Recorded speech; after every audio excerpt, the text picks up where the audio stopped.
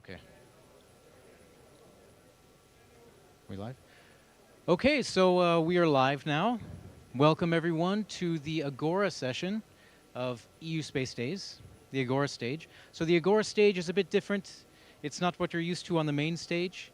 It's more personal. So you do have a headset. No one has any issues here in the audience, yeah? Everyone can hear me? Excellent. So you'll see some presentations. You'll have the possibility to ask questions, right?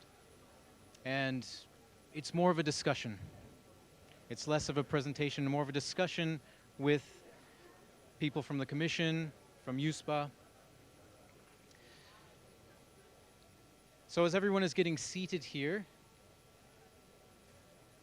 we have a very special first session actually today on the USPA market report. So here with us today is Fiammetta Diani, who is head of space market and and downstream department at USPA. And so she will be presenting the market report, and you will have the opportunity afterward to ask questions. Yeah? So, Fiammetta, please, the floor is yours.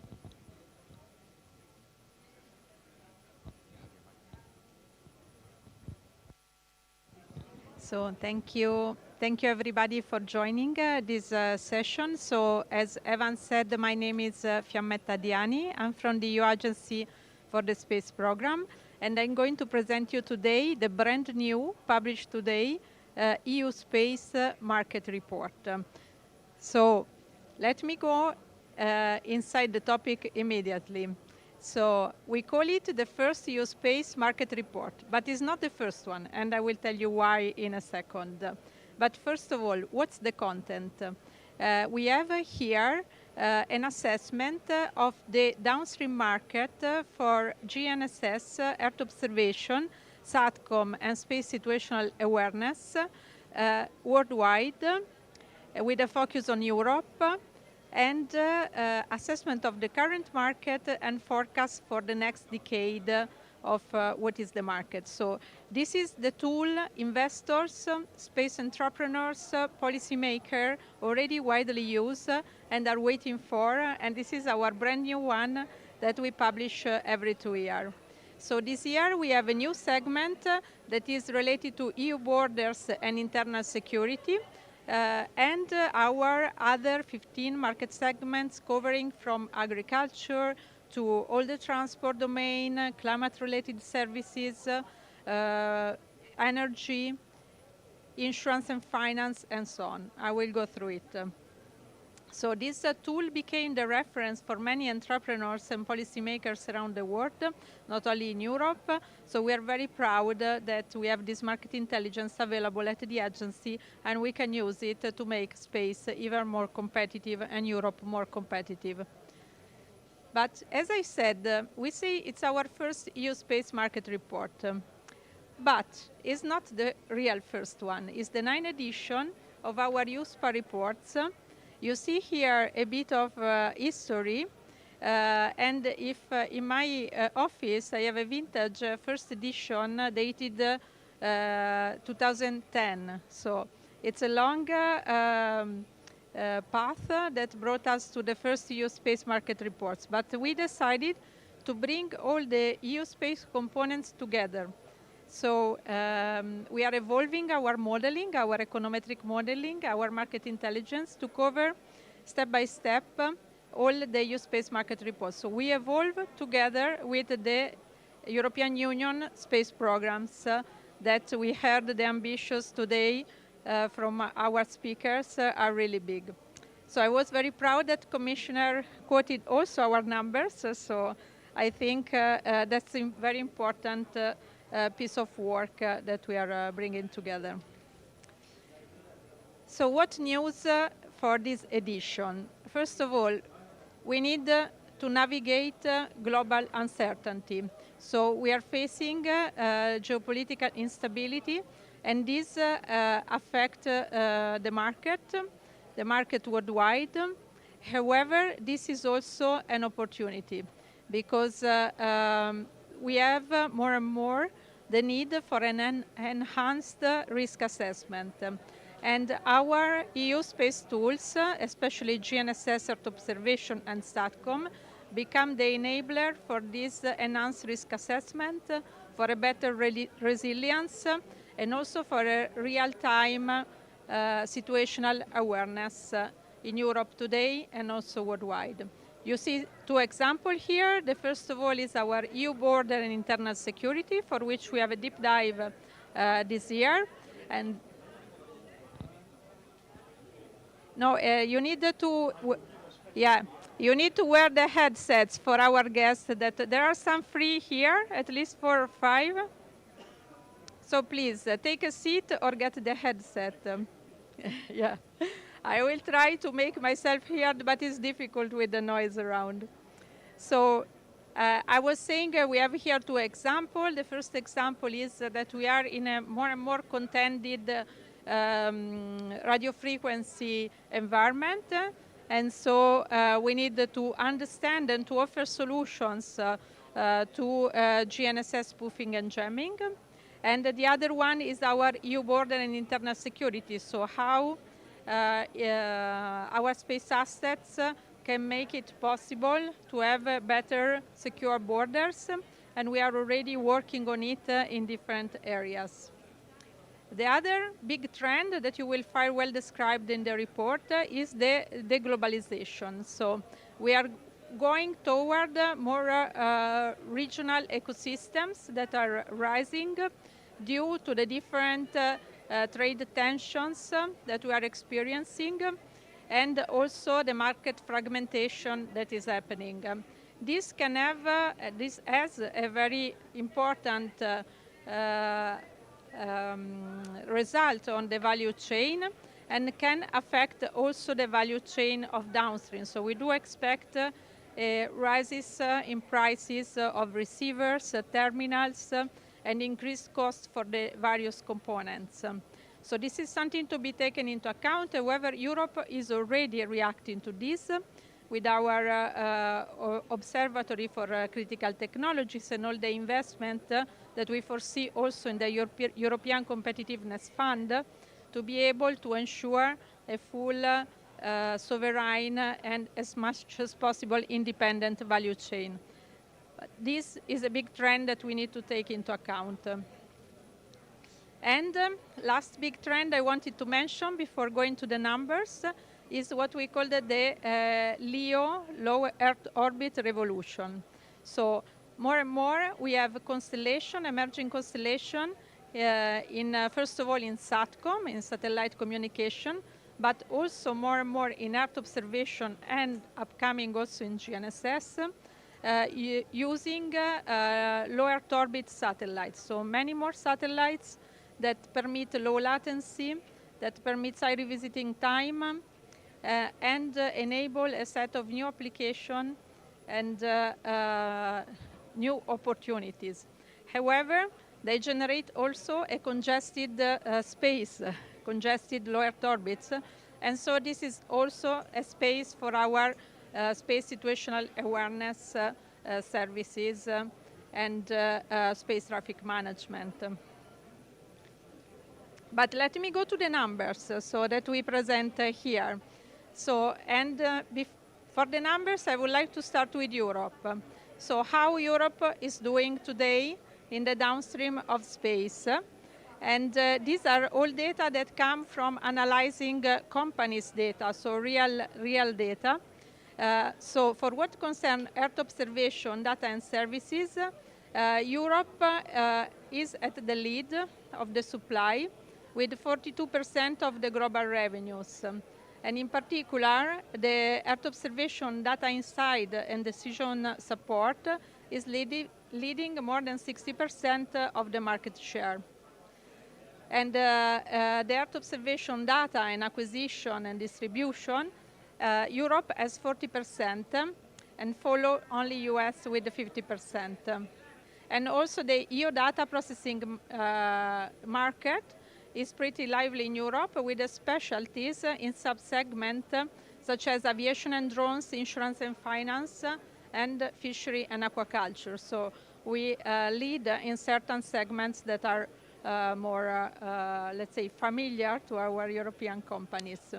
For what concerns GNSS, Europe keep a remarkable market share.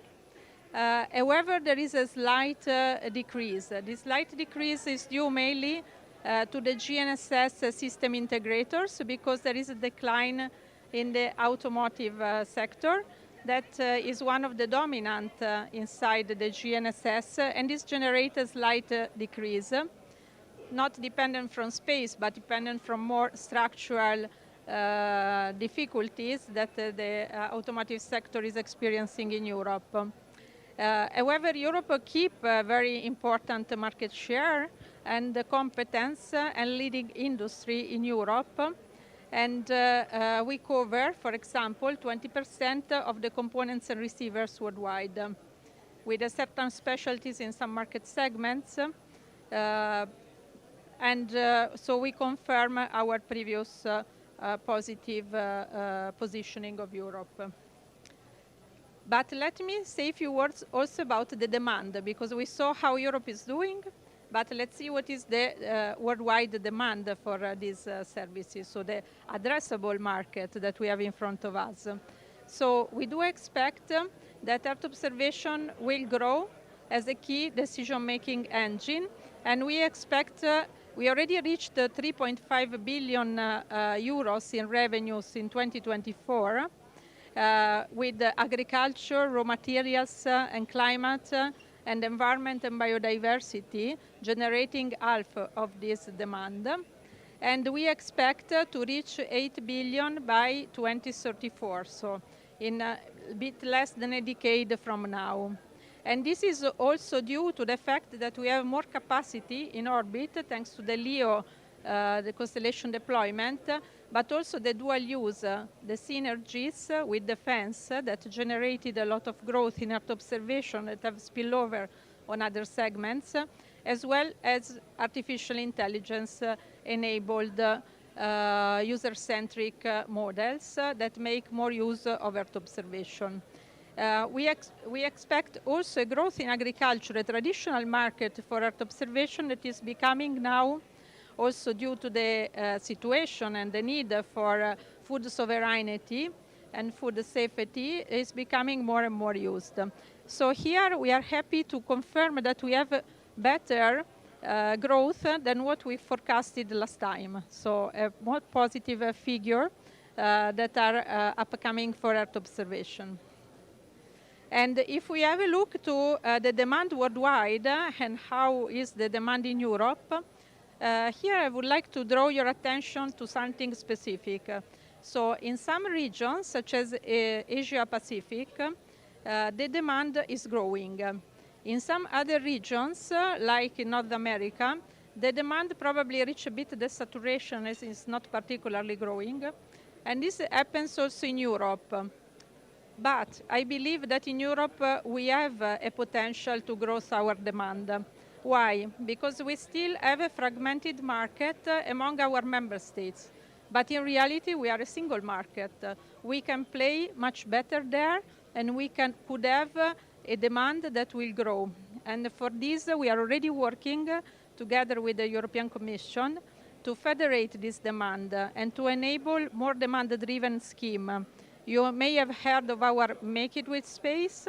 That is a new initiative to collect and generate more demand for the private use of Earth observation in Europe. And we would like to come up also with a new scheme also for the public demand. We believe that we can have a better domestic demand that will give more opportunities for our companies. For what concerns GNSS instead, we have today confirmed 300 billion in revenues for the demand into 2024, and we do expect to arrive to 580 billion by 2034, so in a bit less than a decade from now. The dominant segments remain consumer and automotive, that jointly account for 90% of our revenues. And the other segments are instead accounting for a less, for a lower number in terms of revenues, but nevertheless, they are very specialized. They produce high value, and Europe is particularly strong also in some of them. And for the demand here, a similar situation is happening. Even if it's a bit less critical, the fragmentation of the market because of the nature of the GNSS market respect to Earth observation. However, also in this case, Europe will benefit from a less fragmented downstream market. And last but not least, a few words about the secure connectivity and SSA. So for what concerns secure satellite connectivity, you see here our numbers for Europe. So the secure SATCOM data service revenues are set to grow 6 times. So quite an impressive growth in front of us, so by 1.2 billion by 2040. If I look at the situation today, the maritime surveillance is the leading market, without doubt. However, we forecast that law enforcement, civil protection, and forces deployment, due to the crisis situation we will face both in climate and for the geopolitical situation, will grow and will be the leading one in 2040. So we go from a traditional utilization in maritime to a more operational utilization in a different type of market. And the growth here is clearly driven by the security and resilience need emerging in Europe. And if you go in the market report, you will find the details of the different segments. And for what concerns SSA, this is driven, as I said, by the revolution we are assisting of. So many new satellites in orbit require a more attentive traffic management and monitoring of what is happening, plus the security and defense domain of SSA. So also in this case, we have a growing market in front of us and growing operational demand that I invite you to explore in our market report. And this is my last message for you. So in the market report, you have details of 16 market segments. So you see them here on the board. So not only the security domain, but also urban development, forestry, the space users, the road and automotive, the insurance and finance, railways. So we cover all the domains of interest for the downstream market. And I invite you to download the report that is published today. So it's brand new. So you have this QR code on your seat. And for the people online, you will see it posted. So be the first one to download it and to read it, and help us to spread the voice among the policymakers, entrepreneurs, and investors in space in Europe. So thank you for your attention.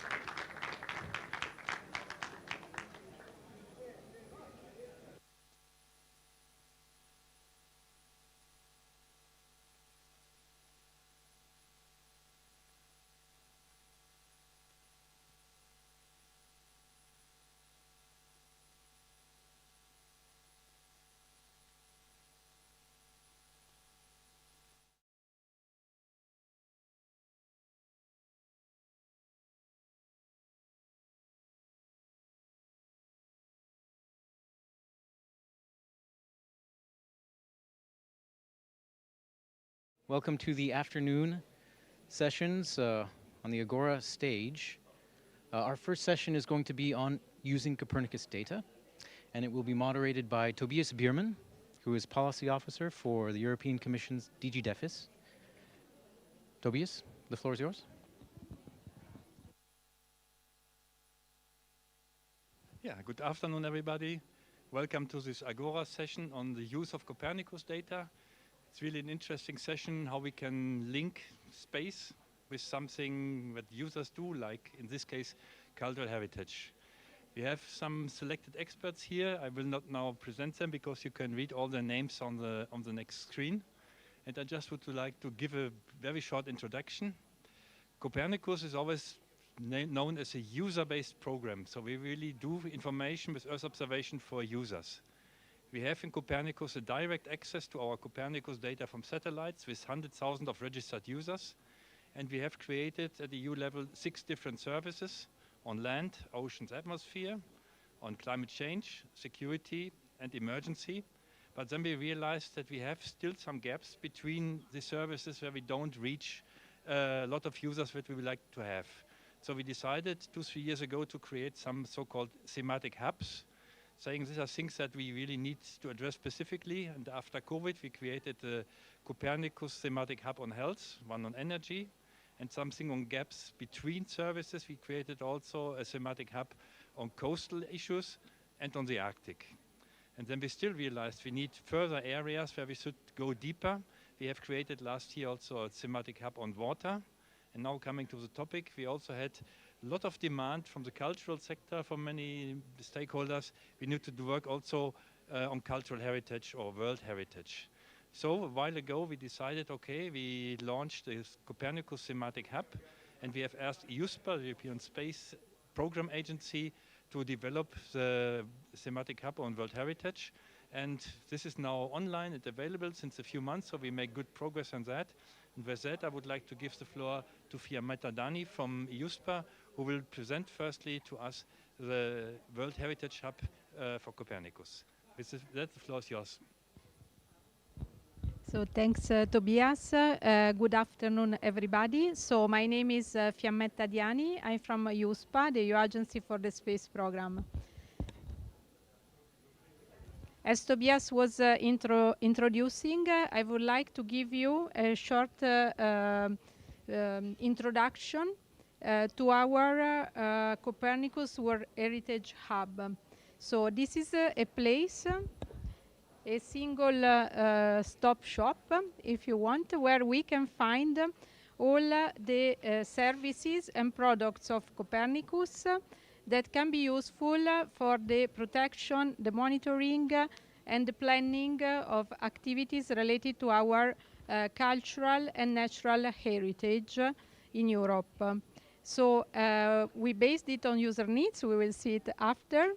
And we want to show how these different products can make a difference in the management of this heritage that we have, especially in this place where our host today, Cyprus, has several, and we will hear about very soon from the colleagues, several sites that I had the pleasure to visit, and I invite you to visit if you didn't do. And you see, in fact, on the picture here, Kirokitia, that is Neolithic site here in Cyprus, 7,000 years before Christ, and special round houses that are a real patrimony and that are also a testimony of how long life is in this island. So as many countries, together with Cyprus in Europe, really wanted us to give a value to our Copernicus data for the cultural heritage, we realized the hub that is now available and online, and you see the QR code that you can use to access it. And I will do also a short video demonstration of how to use it in case you want really to try by yourself. And as we said, we use a user-centric approach. So we started from a work that was done by different member states together in a task force inside the Copernicus User Forum that constitute the basis for the cultural heritage hub that we have today. We worked also with UNESCO and with the different trusted entities of Copernicus that provide the services. And we did validation with some member states to see if we are close to their needs. We discovered that we did a good job. We have still work to do because, of course, this is we just started with this new thematic hub. But we want to keep the users at the center of our action. And you see here some examples of the Cultural Heritage Hub. So this is a site in France on the coast.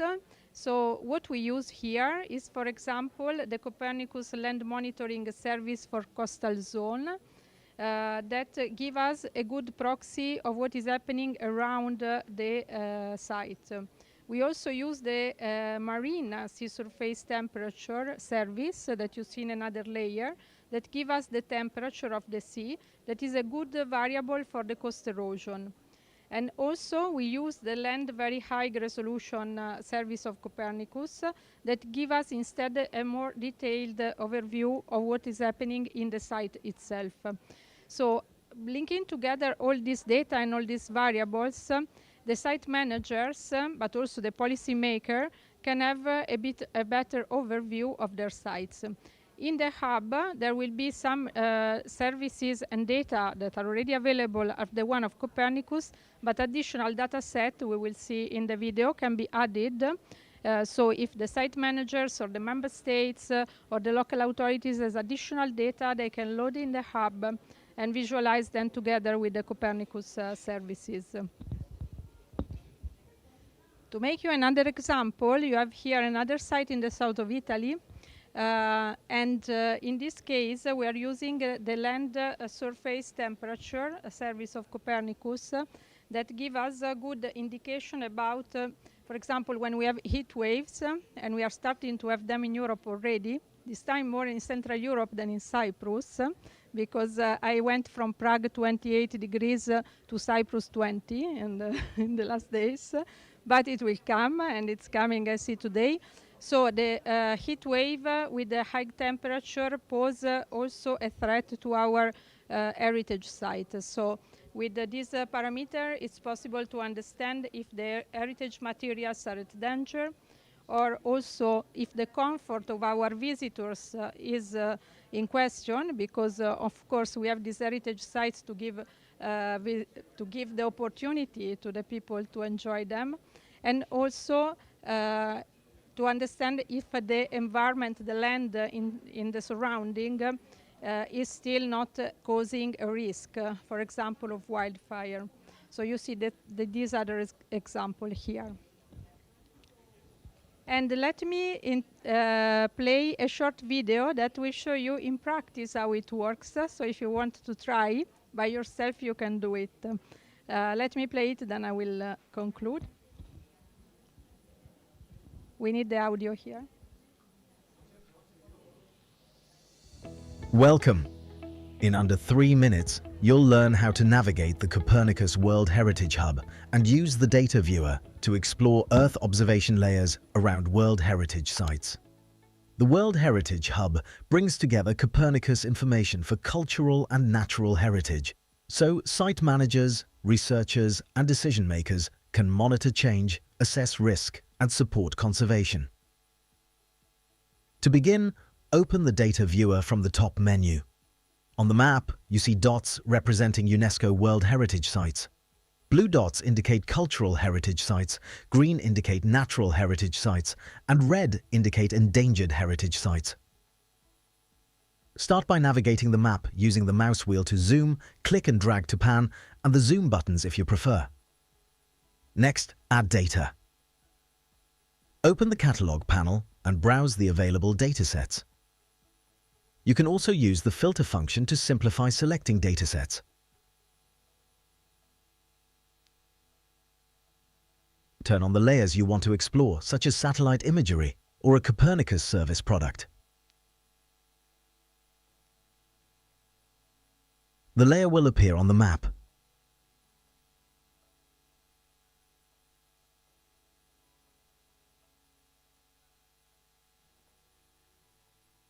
Open the legend to understand the colors. This is essential when working with thematic products. Now let's move to your active layer list. In active layers, you can fine-tune what you see, adjust opacity, toggle layers on or off, and reorder layers to compare multiple layers at once. Check the information icon for layer details or metadata. This is where you'll find descriptions, units, update frequency, and data source. You can also add an external service by clicking on the plus icon under the catalog section. Here, you can add external services via a URL. Now, you can select and scroll down to a specific area of interest. To understand what you're looking at, click the map to view information for a location when available. To share your current view, copy the page link from your browser.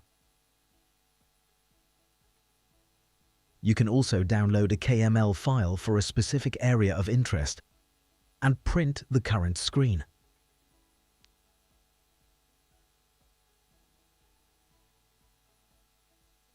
Finally, check the Use Cases section for examples. And if you have a heritage challenge you'd like to solve with the Hub, use the contact page to propose a use case. Your input helps guide the next improvements. Thanks for watching. Yeah, so I wanted to share with you this video because for me to understand how easy it is to use the hub. So we wanted to make it feasible for everybody to utilize it, to democratize more the Copernicus data in this important cultural sector. I think now you will hear from the expert a much more, let's say, detailed usage of Earth observation, but please access the hub and play also by yourself. I'm sure you can do. Thank you very much, Fiammetta. Yeah, applause for Fiammetta for this new World Heritage Hub. No, thank you. It was a very good presentation, very clear, and the video showed really that this hub is operational, that you really can use it.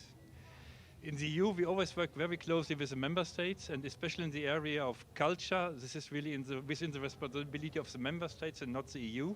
So it's important now that we move from the EU level now to the member states. And we have invited now 3 experts from Italy, Cyprus, and Germany here to also give their contribution on the topic cultural heritage. And we will start with Silvia Bianchini, professor at the University of Florence.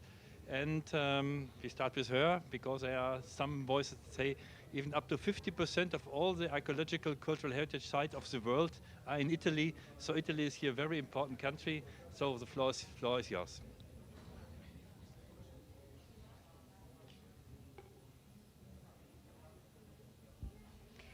Okay, thank you for this introduction and for the invitation. First of all, a very brief presentation. I am a geologist.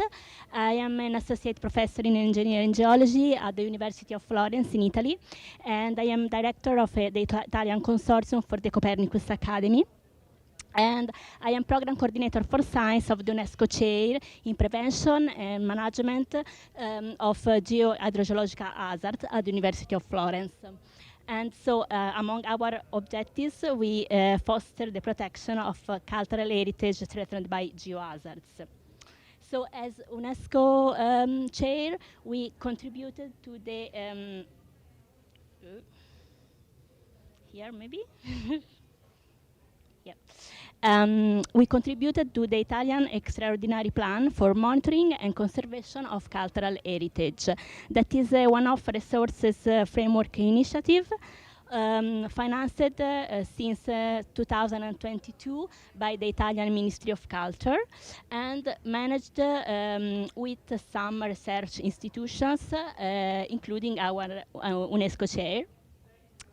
And the plan aimed at implementing an integrated satellite terrestrial investigation system in order to allow a remotely sensed estimation of potential instability of cultural heritage sites. So the plan covers heterogeneous cultural heritage types, for example, towers, lineal system, archaeological parks, and so on.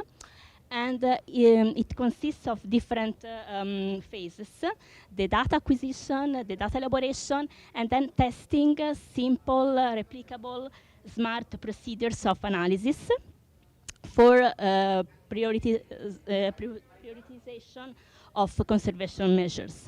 So the idea is to apply the risk management cycle to these cultural heritage assets. So in each of these 4 phases, investigation, diagnosis, monitoring, risk reduction, satellite data can be exploited. The Italian plan fosters the use of satellite interferometric radar data for measuring the instability and the ground motion that can be used by cultural heritage stakeholders. So this is a little bit the roadmap. So the work is based on the use of data from Italian Cosmos Skymet data and European Ground Motion Service Sentinel-1 data. And the focus is the ground motion. So the plan intends to include satellite data with this instability monitoring system. And so we elaborated the satellite data by means of multi-temporal interferometric data for measuring the displacement of and the movements of the ground and on the manufacts. So we evaluate the past and present scenario, and we performed both a spatial and temporal analysis. And of course, this data must be cross-compared and integrated with other kinds of data, for example, cartographic, geothematic data, and so on. And the plan covers 35 sites of different cultural heritage types and at different spatial scales, so from large scale up to the monument asset, a single building. And this is a very short example. We worked on Pienza, that is called the Renaissance ideal town in central Italy. And here we performed a successful INSAR ground motion analysis on the built-up area, and in particular on the cathedral that suffers historically from differential settlement due to soil structure interaction. And of course, the satellite data were compared with other data, for example, in this case, with instrumental in situ sensors for validation. And finally, I will conclude with some case study examples from our work as UNESCO chair. We worked on Volterra, that is a medieval walled town in central Italy. And here we performed a ground motion analysis on the built-up area that is extensively affected by landslides.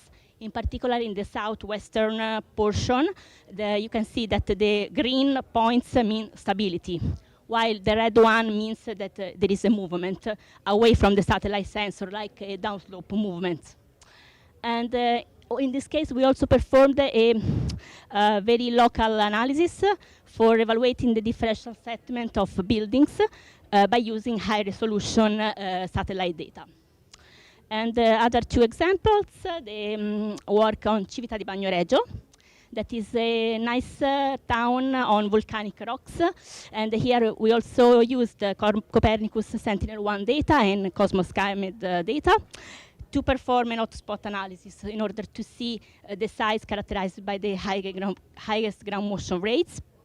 And we also see the time series of analysis in order to see the temporal trends of these movements.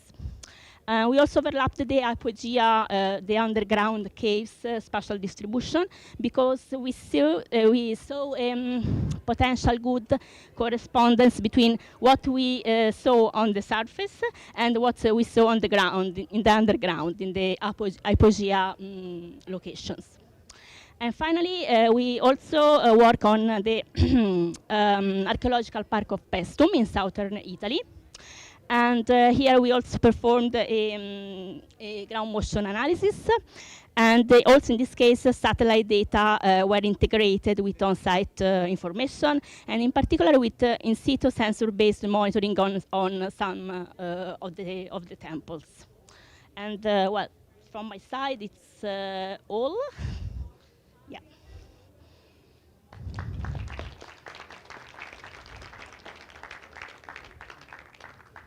Thank you, Sylvia. Very interesting presentation. And you have shown so many nice pictures of archaeological sites that I think there could come a lot of questions, not only on the technical work, but even on the touristical aspect of this. With that, as we are in Cyprus, I would like to hand over to Kyriakos Themistokoulos. He works for the University of Technology here in Cyprus, but he has also many functions in the world of the Copernicus community. So he's well known, and as we are here in Cyprus and we have also a very rich archaeological history on Cyprus, I give now the floor to him to also show us further examples on World Heritage in Cyprus. Kyriakos. Thank you, Tobias. My name is Kyriakos Themistokoulos. I'm coming from the Eratosthenes Center of Excellence that is here in Cyprus, in Limassol. And we're working, and I would like to welcome you first to Cyprus, to my home country. And this is something that I'm always proud. We have more than 10,000 years of history here in Cyprus. So we always joke that wherever you dig, you find antiquities. And I'm pretty sure the same thing in Italy also. I would like to say that actually 6 years ago in the Copernicus Committee, I stood up and I said that we need to do something about cultural, our cultural heritage, because we're talking, and this is going back to the European Union. The whole foundation of the European Union is about our common cultural heritage, and this is something that we need to invest on that cultural heritage, and we need to also monitor and protect our cultural heritage, because this is the only future that we give to our children and grandchildren and surrounded, everything that we do today. Just to say a little bit what we do in Eratosthenes, we work a lot. We have a big team, and you can guess why. We have a lot of things that we can do. We, as I said, we document and monitoring cultural heritage sites using, sentinels, using Copernicus data, using area photos, GPR, UAV imaging, and so on. So we concentrate in documentation, identification of of archaeological landscapes, monitor on cultural heritage sites, assisting the stakeholders and the Department of Antiquities here in Cyprus into the conservation efforts. We produce applications for early warning systems, raising awareness and doing risk assessment for different sites. We use different type of data. We use satellite imagery, as I said before, area and UAV, LiDAR, 3D digital scanning, multispectral, hyperspectral, ground penetrating radar, sensors, a lot of sensors that we use in the cultural heritage sites. And we're using also artificial intelligence and machine learning in order to process the data.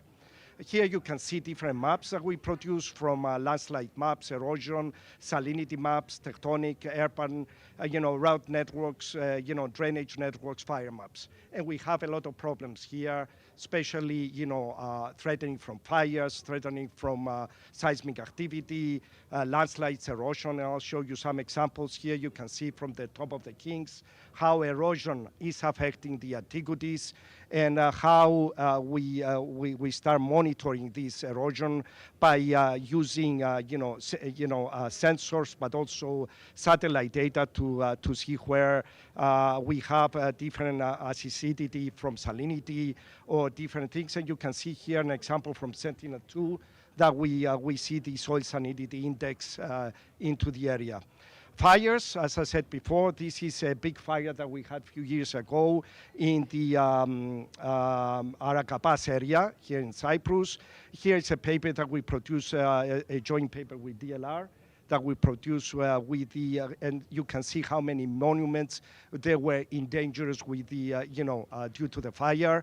Hopefully enough, none of these monuments were affected by the fire, but it was a big, effort from the fire department not to. This is another project from Hirokitia. You show it on your slides. And here we started looking how the site was affected by climate change. And we started seeing landslides that were happening in the site. And you can see here where the visitors were visiting the site. We saw a big landslide that the landslide was happening. You can see here from the how we observe using Sentinel-1 data, how we observe the motion of the landslide, and we proceeded in installing sensors in order to understand how the landslide was going, but also providing mitigation actions. And the Department of Antiquities is proceeding right now in order to restore the site and protecting the site. So you can see how Earth observation actually can actually intervene here in order to monitor and provide mitigation actions. Looting is another thing that we're going. Here is Palepafos. You can see I'm going in Palepafos every year, and I usually cry after I leave because I see all the looting that is happening. And here we started looking in how we can monitor looting, and we started using satellite images by using machine learning and artificial intelligence techniques in order to identify, how, the changes that they're happening into these archaeological sites.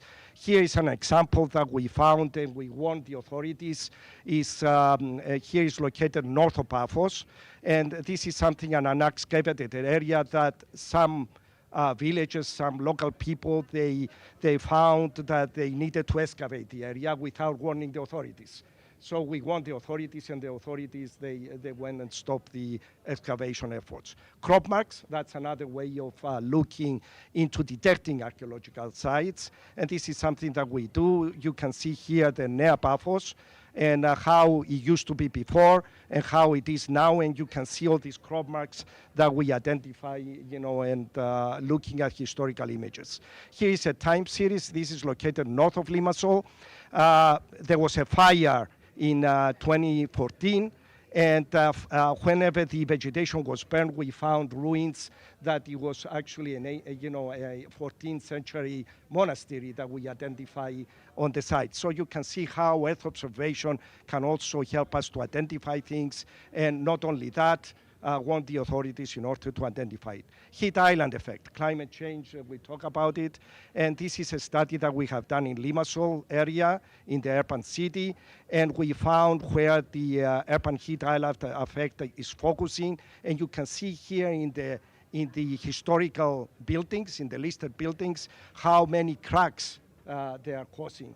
Heat island effect, for those that don't know, is the heat during the absorption of heat on the materials during the day, and during the night when the temperature is lowering down, is you have this contraction of the materials that is causing cracking and any other damage on the buildings. And closing, I would like to close with hyperspectral imaging applications in archaeology. Here you can see the Asian port of Amathus is next to Limassol again, and you can see here how we can identify and monitor, even in shallow water, what's under the water using hyperspectral imaging. And I would like to thank you, and thank you for coming to Cyprus.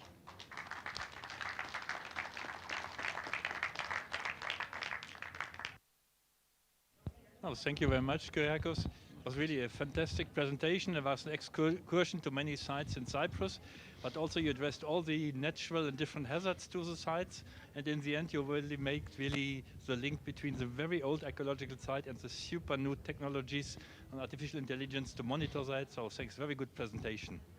With that, I come to the next expert in our panel, and we are happy that we have here Günther Schreier, who has a long-standing experience in monitoring and cultural heritage. He's from Germany, and he will give further insights on the views from Germany and his own professional experience on cultural heritage. Günther. Yes, thank you. Oops. Is it on? Yes, it's on. It's on. Okay, you hear me.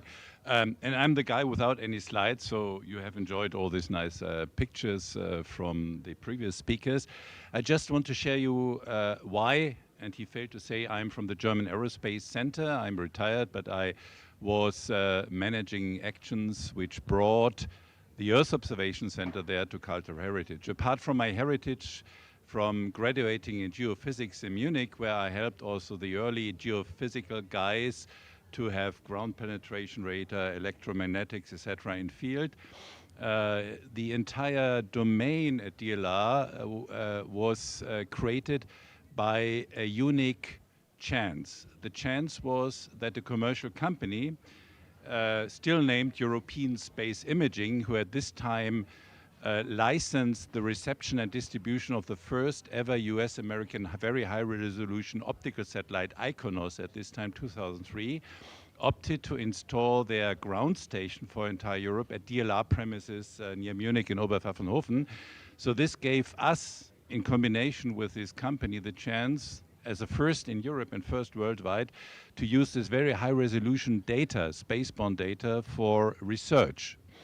And it was soon after that a famous archaeological institution in Germany, the German Archaeological Institute, the DAI, approached us. And this was about 2003 when there was the war in Iraq. They said they are doing excavations in Uruk and we can't get there.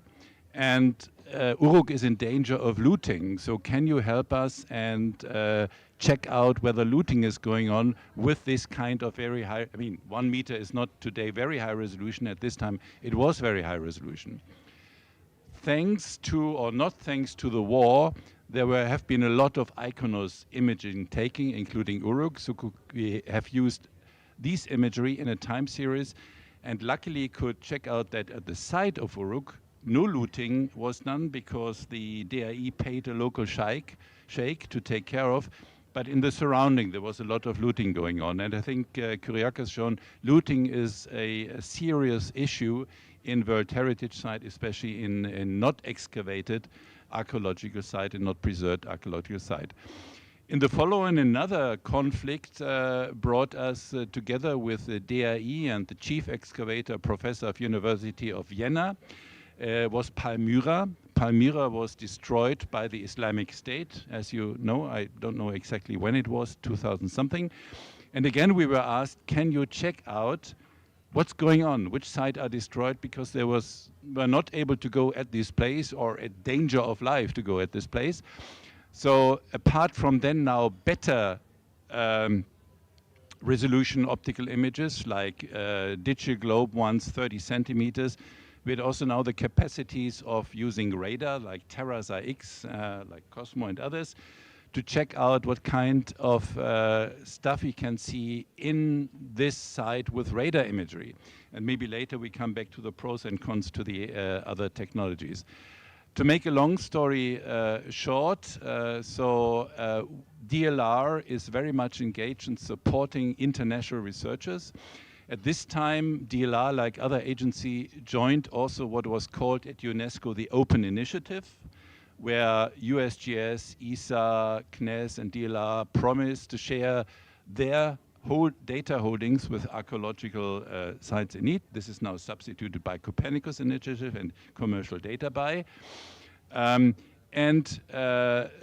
from the Open Initiative, so UNESCO, there were a couple of Horizon project, Athena and others we did together with our colleagues here from Cyprus, using hyperspectral data, using airborne campaigns. I mean, space is not everything. If you have an aircraft, if you have drones for local sites, it's the best option you can do. And we're still supporting in several cases the German Archaeological Institute and international archaeologists in checking out their site and preserving their site. And we are happy to see that the Commission is now taking the initiative, and OISPA is taking the initiative to bring this to a broader audience and to share this kind of assets with archaeologists and managers of World Heritage Site. Thank you.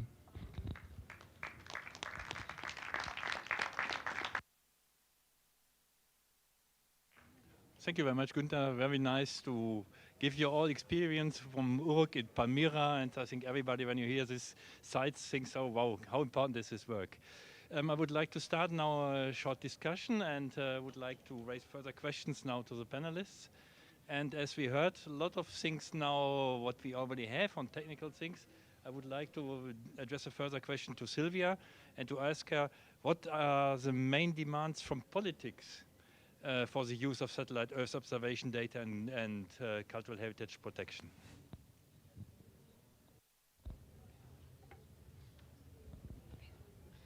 It works, yeah.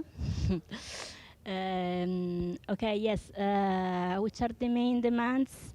Well, in my opinion, the main demands and also, well, the following strategic investment should be basically three. The first one is building a regulatory framework in the use of satellite Earth observation and geoinformatics sectors and the cultural heritage sector. So, for example, elaborating guidelines, best practice, user side benefits. And so I can state in this perspective that the Italian experience of the National Extraordinary Plan for Monitoring Conservation of Immovable Cultural Heritage I have shown you can be a flagship example because it demonstrates the potential of the synergic integrated satellite and terrestrial monitoring system. And moreover, the plan moves towards a traditional maintenance system towards something that is proactive, like a risk prevention model based on satellite and terrestrial traditional monitoring. And now we are at work for publishing guidelines manual for public administrations and for stakeholders in charge of monitoring cultural heritage.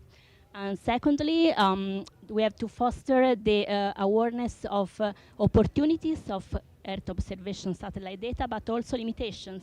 Because as I have shown in the example of the sites, there is a need for ground truthing, data fusion, data comparison. Because, for example, multi-temporal interferometric techniques is not a standalone techniques.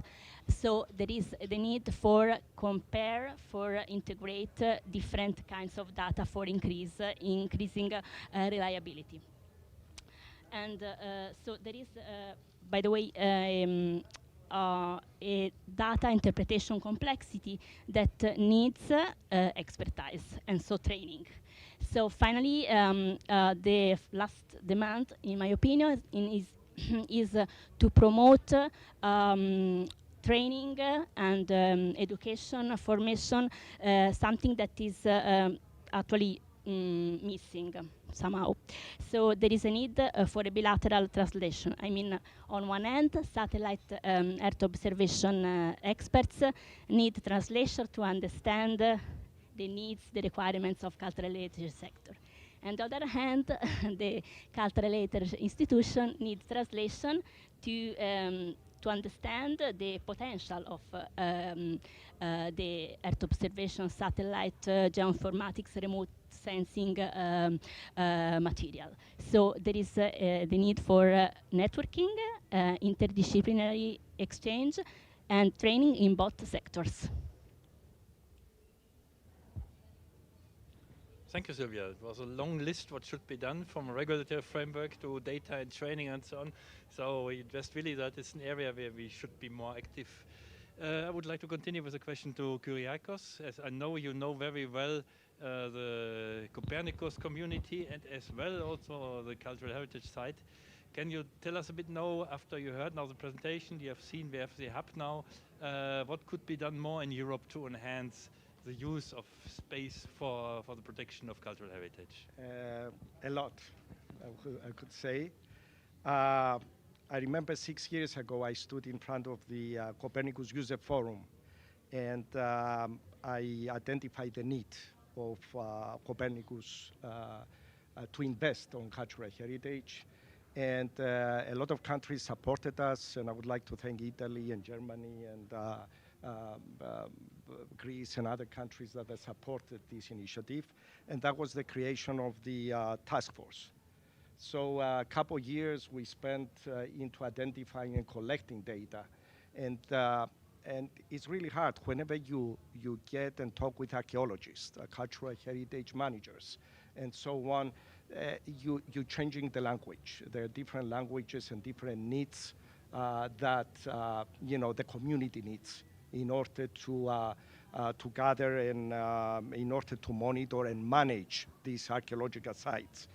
So there we found, yes, we need not also, only Copernicus data, but we need very high resolution data in order to see and identify a lot of these the needs and manage the archaeological sites, but also ground truthing. You have already mentioned it. You cannot go, after you identify, you have to go and visit the sites. You have to rely on the cultural heritage managers in order to go there and trying to identify what the problems are and find mitigation actions for these problems. So yes, we can do a lot. The Cultural Heritage Hub is the beginning, not the end, into the solution. And this is something that we need to expand it. We need to rely into the experts. We need to rely to the Earth observation community.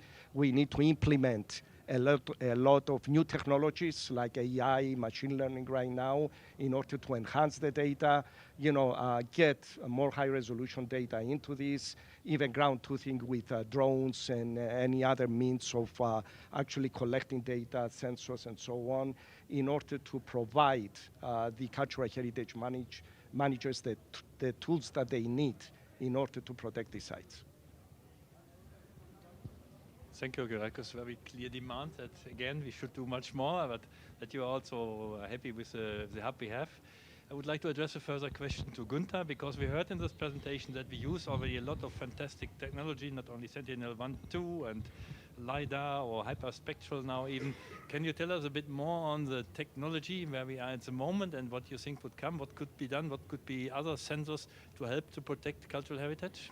Yeah, first of all, I think we have to distinguish between two different aspects of cultural heritage. One is cultural heritage preservation.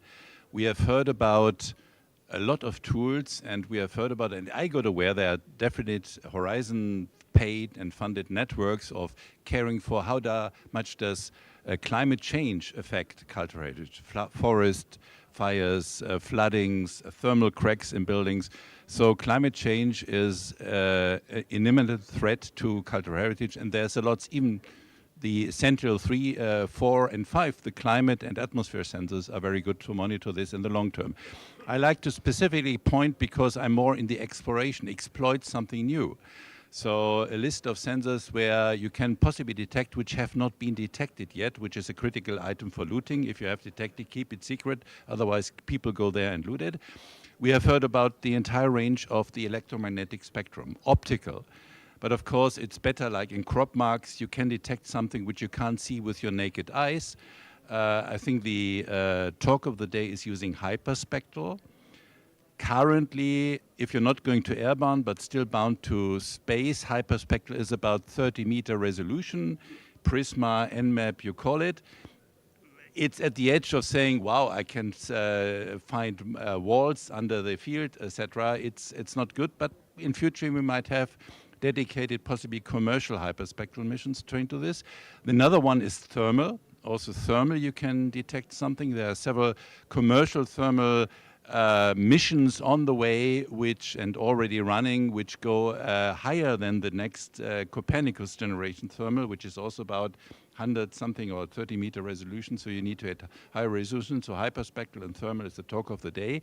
Radar, we have heard. Palmyra, we did studies on the ground penetration of radar. Unfortunately, if you have X-band and if you have not super dry, arid soil, it doesn't go deep. So you better go to L-band or even P-band. We have now L-band missions in space, NISA, JPL, NISA, but you have a low resolution. But check for something.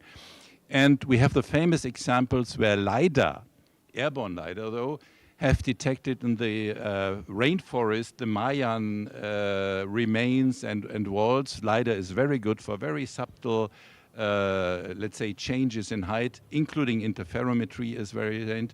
So there is a wide range of possibilities to explore.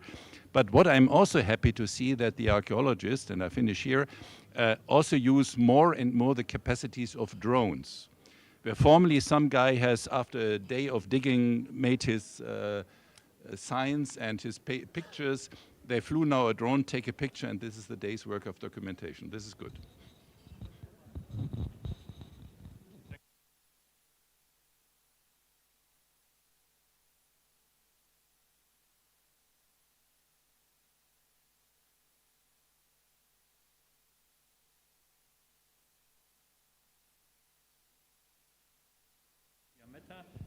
she worked on the hub and now heard the feedback now from the 3 member states. I think it's nice that you also then come in again to give your views. Yeah. Yes, so thank you, and thank you for the feedbacks. Indeed, it's a starting point, it's not an ending point. And on this, I have a request. So if you can help us to make it used. So we do have also very more accurate feedbacks or operational feedbacks. So in this way, we can grow it in the future with the support of the Commission. And make it really widely used around Europe. So please give us the feedback, give us the ideas. Another thing that Gunther put at my attention, we do have in DEFIS in USPA our Cassini program for startups using space data. And many times they produce also things that are useful for the cultural heritage, so from the private sector, new missions, new ideas. We can also do a specific challenge next time on the topic to help to have additional solution that we can showcase in the hub. And also this new mission that are upcoming, some of them, they are also funded by the investors of Cassini. So this is also an important point. Thanks for the good idea. But yeah, please come back to us so that we can grow together and we can make it widely used. And I'm looking forward to visit all these beautiful sites that you also presented us, Cyprus and going around the world. Thank you for your matter. Very nice words. Also, really the demand to provide further information to contribute to this discussion. We are over with our time, but is there maybe 1, 2 burning questions still from the audience? I see so many people interested here. I think we can take even 1 or 2 questions to really to be a bit more interactive. Yeah, and nice to hear amazing talks. So my question is okay, I'm Ravi Pandey. I am an urban scientist, also GIS scientist. Been working a lot on remote sensing satellite data. The question is not question, one comment. These days, it's actually a huge debate. For example, the people related to this sector, like the space science sector, I would say geospatial space, sector, they know about the satellite data, how powerful it is for the monitoring, for the observation. But still, I felt like there is some gap to tell or have some information for the people outside of this sector. For example, they still would like to go with the classical approach rather than this geoinformation science. They are okay, it's better to have the more individual sensors observation from there rather than relying on the satellite-based observation, even though it's so powerful. So what would you like to say about to discuss with those kind of people who are not so much in this science? Thank you. Someone from the panel who wants to react? Günther? I think both sets are just working with archaeologists. There are some archaeologists who really find something out by reading old scripts and lectures, and some archaeologists going cutting edge news, science, and AI. And this is fascinating that you have the old-fashioned, let's say, how you call it, guys who are reading the books and find something out about history, and the new tech guys. Both have the justification. And I was fascinating that an old-fashioned archaeologist, he's the chief excavator from Palmyra, Professor Schmidt-Collinet, was fascinating seeing at Earth observation data and finding something which you can't find. He put something together from his knowledge, from his scripture knowledge, in seeing something which possibly even the AI cannot find out, that, oh, here's something which is being connected. So both have a justification. Earth observation is not meant to substitute any of the archaeological or World Heritage science. It's contributing. Maybe another thing is that with the World Heritage Hub of Copernicus, we want exactly to do this democratization. So It's easily accessible. We put there the UNESCO site. Somebody said, why you put the UNESCO site? Everybody knows. Yeah, but this is also a way for other managers of other sites or archaeologists to play with it in a very simple way. So that they can understand the potential, and then we can develop more sophisticated application, or they can. So it's a kind of creating the appetite and democratizing it in an easy way that even me, I will be able to use. But just to comment on that, Earth observation is not the answer. The Earth observation is a tool to help the archaeologists, the cultural heritage sites, to understand better, to see things that they cannot see even with the naked eye sometimes. But whenever you go into cultural heritage, you have to understand the history, first of all. So you have to dig sometimes into old archives, you have to read books, you have to understand what you're looking into it, and after that, get the tools that you have in your hands in order to help you find mitigation actions, help you, finding what you're looking for. So what we are providing are tools here. We're providing tools to the cultural heritage community in order to help them to understand better. We're not rewriting history here. History is there, and you have to search for it and find it. Thanks a lot for the question and the three very good replies. I think they summarized it well. We have really this issue of very old and very young and all these interdisciplinary issues to bring this all together. But I think it was now well explained. And with that, I think there's still one question, or yeah, we take still one question. I think it's so interesting discussion, so we can continue 2 minutes more. Thanks for the interesting and very useful presentations. Sometimes in the cultural heritage, when you study an area, you need to have specific information from a specific time interval. For example, you know that until 1990 or until 2015, this was in that condition, and we need this period for 1, 2, 3, 4 months. Is it possible through the hub to go and have access to specific time intervals and connect it to the geospatial information you can get from there? Yes, as I was showing before in the video, you can select the time series. So this is one of the things you can select in the hub. So if the data are available from the services of Copernicus, it will be possible to select the time series and to see the change up to when we do have the data. So it depends from the case. But yeah, it's done to do this type of search. Okay, thank you. Yeah, thank you for this question. It was really, I think, good to go back that really try to use new Copernicus Hub and interactive website where you can really see everything. But with that, yes, still one? One other? Okay, the last question, please. Thank you. This is Lubna Qaryuti. I'm the managing director of Global Safe Hub. It's international mission-driven company based in Cyprus. My question is that how do you see Copernicus data being better translated into local, or let's say practical decision support tools for local governments, especially in terms of disaster risk reduction and resilience planning? Thank you.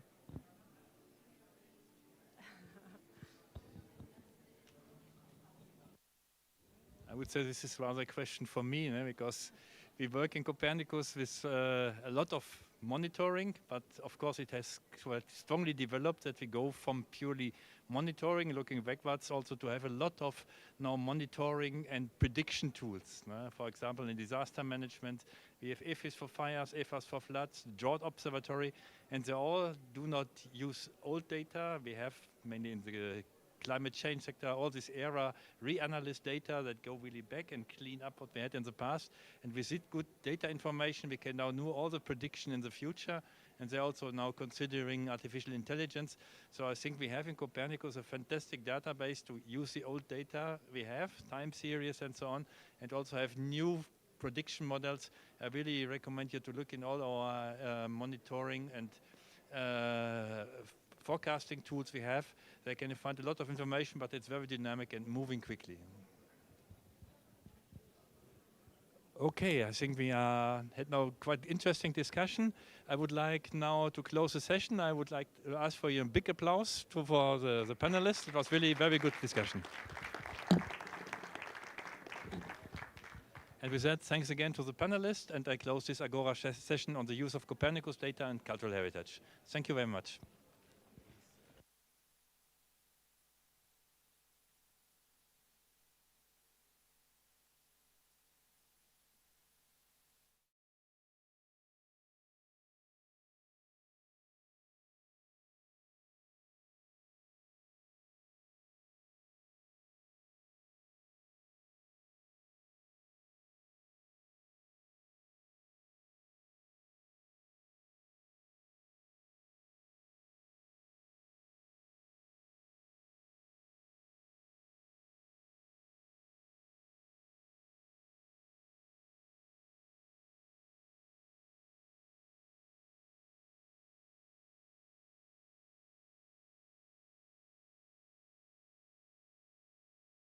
Welcome to the final Agora session of today. We're going to get started in 3 minutes, but I just want to make sure that everyone has a headset. So if you are in the room, you need a headset to hear. Do you have?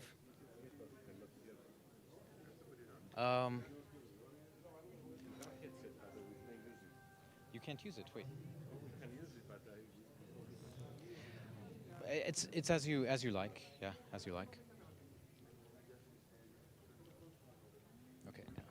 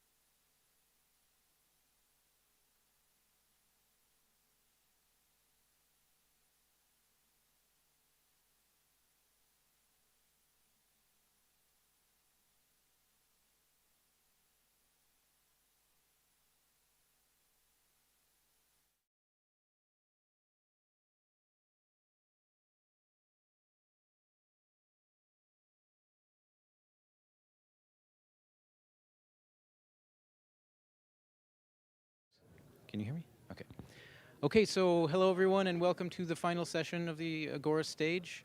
This one is on EU space surveillance and tracking, EUSST. It is led by our moderator, Laura Gandira. So I'll go ahead and hand over the floor to her. Laura, the floor is yours. Thank you very much, Evan. And thank you to all of you for being here at the end of the very first day of the EU Space Days here in Nicosia in Cyprus. Welcome to the session on EU space surveillance and tracking. As Evan already mentioned, I'm a policy officer in DG DEFIS at the European Commission, and I will guide you through the event this afternoon. We have some excellent speakers here with us today, and together we will explain to you what space surveillance actually is, what the EU does in that area, why it's relevant to every single one of us, and why we're celebrating this year.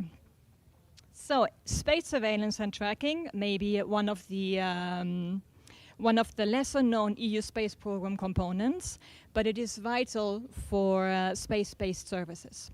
In fact, EUSST protects our Copernicus and Galileo satellites, and in the future also Iris Square, from collisions in space. This means it makes sure that our satellites stay safe and can deliver their services to billions of users here on Earth. We will take you through the details in a bit, but I would like to highlight 3 important points to you right now. First, EUSST provides 3 operational services: collision avoidance, re-entry analysis, and fragmentation analysis, 24/7, round the clock, free of charge. And yes, you heard that right. We here believe that these services should be provided for the greater good, and they should therefore be provided for free. Second, EUSST is a success story of EU cooperation, of what we can achieve if we work together as a cooperation, as a group. EUSST, that's 3 operational centers managed by France, Spain, and Italy. Its measurements, database, and cataloging capabilities managed by Germany. It's the SST front desk managed by USPAM, and a worldwide sensor network and processing capabilities managed by soon 19 member states of the EUSST partnership. And third of all, EUSST this year, 2026, celebrates its 10 years of operations. That's 10 years of space safety and sustainability made in the EU. This is a great achievement, and we're very, very, very proud of that. And I would like to say congratulations and a big thank you to the EUSST partnership and the SST front desk at USPAM for this major milestone and the excellent cooperation that we've had over the years. Because really, without you, none of this would have been possible. So thank you very much for that. And we're looking forward, of course, to the next 10 years and even more to continue working together with you to keep our assets safe. Over these past 10 years, EUSST has been growing in terms of capabilities, in terms of assets, members, and users. And the figures really speak for themselves. We will soon have 19 EU member states in the EUSST partnership, up from 4 plus the UK 10 years ago when we first started with EUSST. The partnership, together with the SST front desk, they now protect some 680 satellites from collisions in space. There are also almost around 400 organizations who currently rely on EUSST services worldwide. Some of them in about 2/3 of them, some of them in the EU, but a lot of them also outside. 2 of the 3 services that I mentioned earlier, collision avoidance and re-entry, they are also open to users worldwide. So that means that EUSST is an internationally trusted brand. There are organizations and entities who trust EUSST for keeping their assets safe all around the globe. And lastly, there are some 70 sensors, both national and commercial, scattered all over the globe, all around the world, that help to keep our space assets safe. And of course, all of this is really just a snapshot in time as the EUSST capabilities keep evolving and growing. So by now you're probably wondering, what are those EUSST services that she keeps talking about? And that's what our next speaker will actually explain to you. And that is Daniel Garcia Llanos. Sorry about that. He's a SST operations manager at USPAM.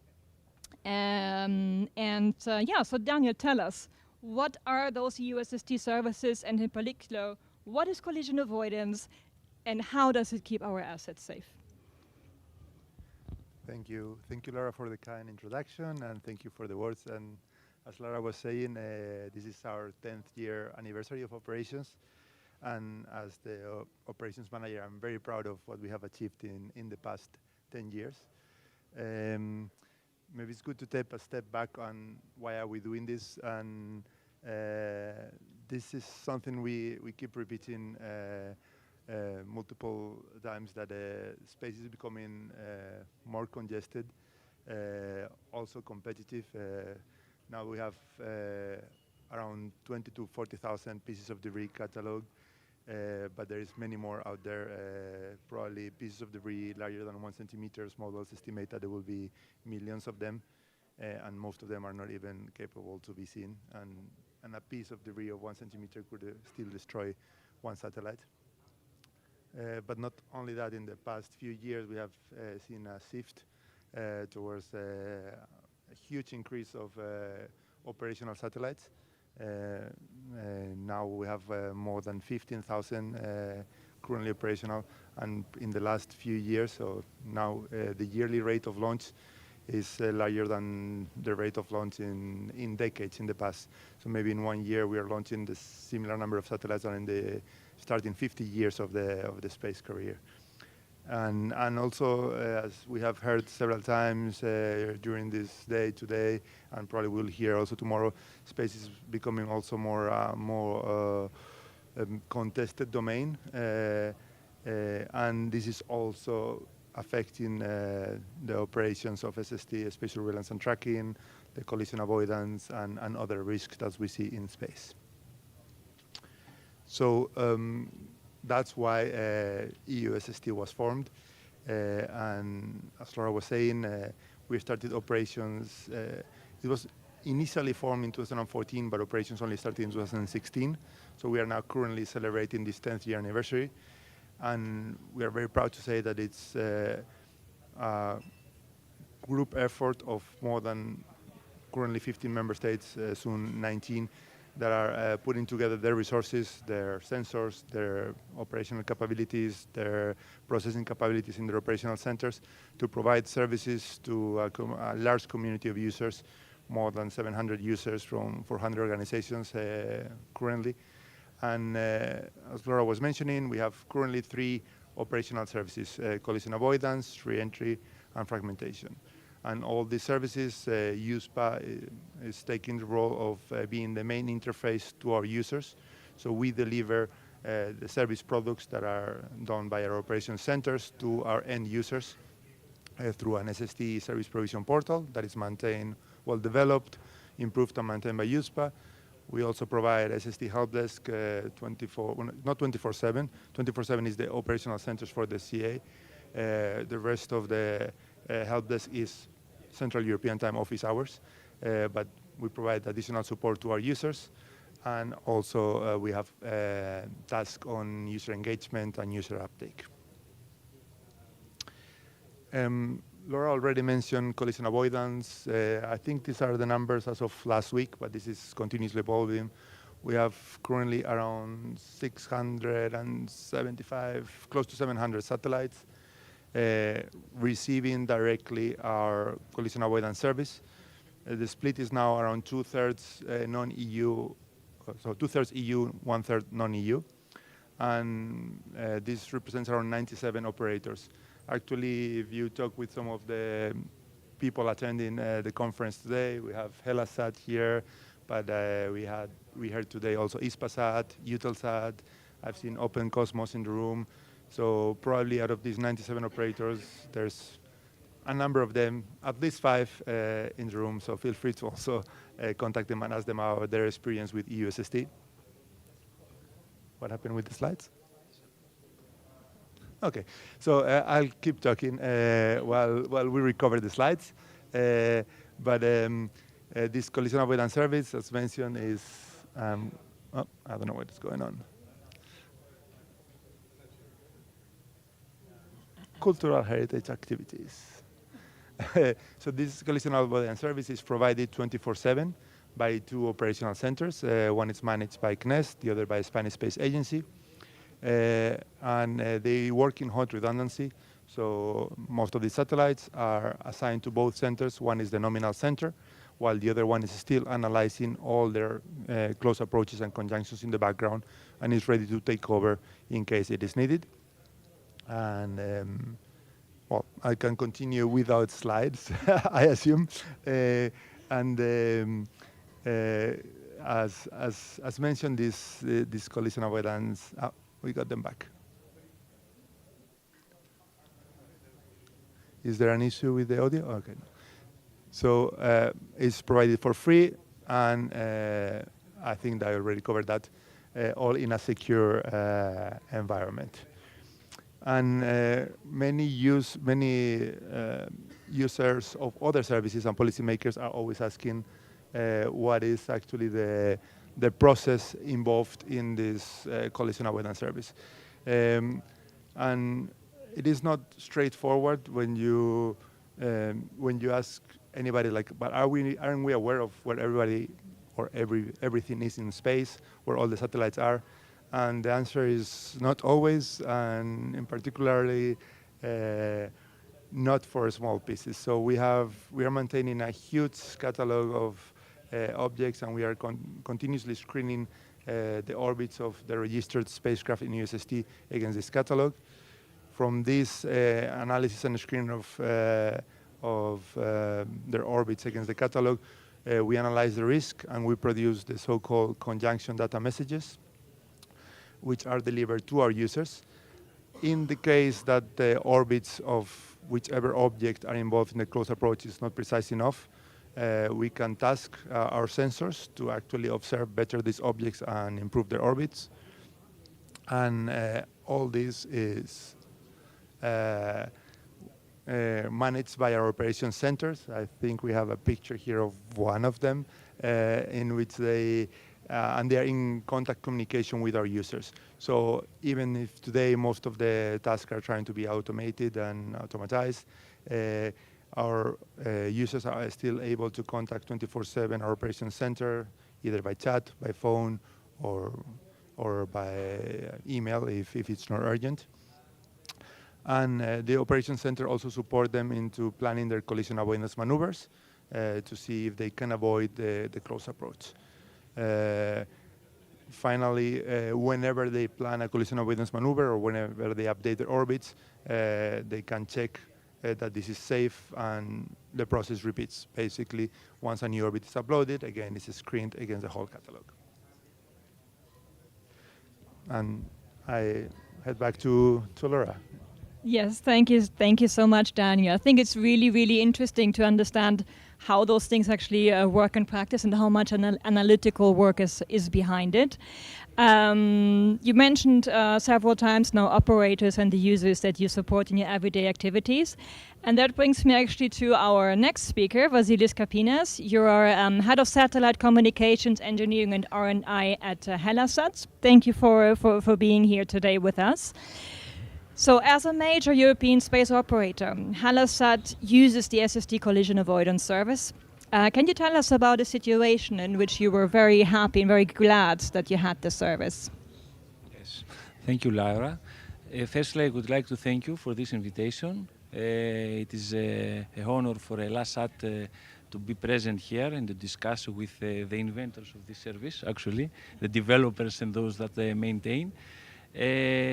For me, just to say that I will speak today with my former position in Helasat, since I have spent several years in the flight dynamics department.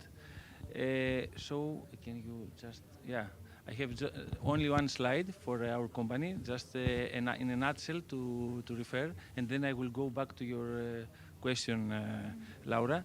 So actually Helasat is a satellite owner and operator. At this time we operate 3 geostationary satellites, so we're talking about satellites that are very far from the more popular low Earth orbit that most of us aware of. We're talking about a distance of around 36,000 kilometers. We have Helasat 2, that is it is the oldest space asset of Helasat, and also one of the second oldest in all over the world for this specific platform, because the design lifetime was about 11 years, and now we have we operated we're in the 23rd year actually. So it is in inclined orbit. This is important because it has to do with SST that we'll refer later. We have also Helasat 3 that is from a different manufacturer, and Helasat 4, our latest asset. Also, we're in the design phase of a new satellite, a LASAT 5.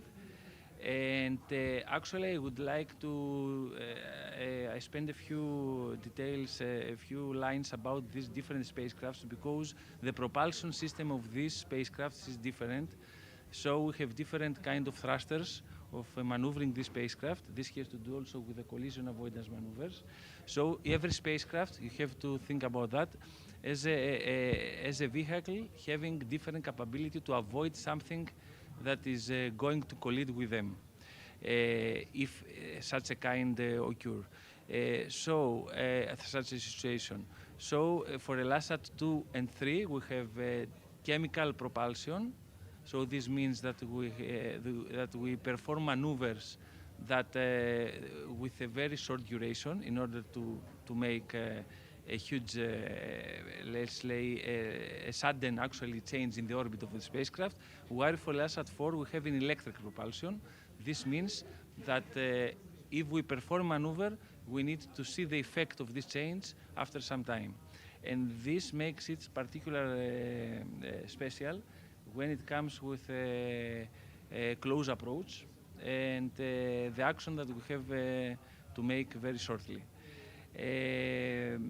Just before going to the incident that you referred to, just to say that we have also some other services. Also, Mr. Protopapas, our CEO, referred to these services as well. And now, actually, to say that LASAT is part of the USST as an end user customer since 2019, so it was in the third year of operations by USST.